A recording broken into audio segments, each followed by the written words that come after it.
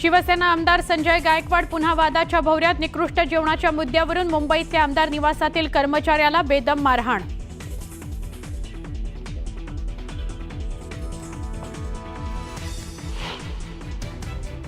गेल्या 4 दिवसांपासून आझाद मैदानावर शिक्षकांचं अनुदानाकरता आंदोलनस्थळी दाखल होत शरद पवार, उद्धव ठाकरे, आदित्य ठाकरेंनी दर्शवला शिक्षकांना पाठिंबा। गिरणी कामगारांच्या विविध मागण्यांकरता गिरणी कामगार संयुक्त लढा समितीच्या वतीनं आझाद मैदानात धरणं।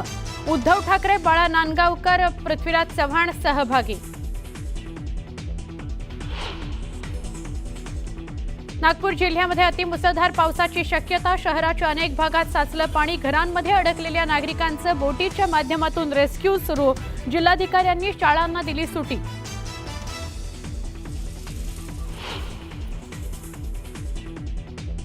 अहमदाबाद विमान दुर्घटनेचा प्राथमिक अहवाल सादर। AAIBनं नागरी विमान वाहतूक मंत्रालयाला सादर केला अहवाल।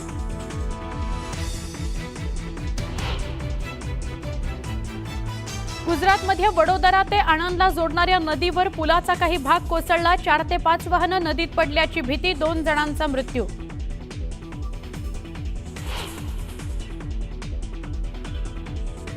राजस्थानच्या चुरू गावाजवळ वायुसेनेचं क्रॅश झालं विमान।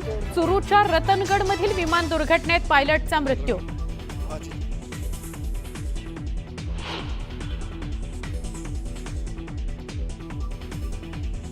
शाळेच्या टॉयलेटमध्ये रक्त आढळल्यानं विद्यार्थिनींचे कपडे काढून तपासणी। पालकांमध्ये संताप। शहापूरमधील RS दमानिया शाळेतला धक्कादायक प्रकार।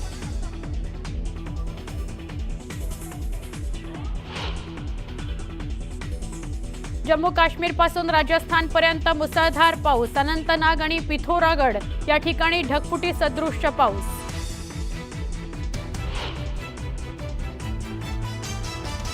आणि अभिनेत्री आलिया भट्टला 77 लाखांचा गंडा। पीएकडून प्रोडक्शन हाऊसमधून पैसे हडपल्याचा आरोप। जुहू पोलिसांनी केली आलियाच्या पीएला अटक।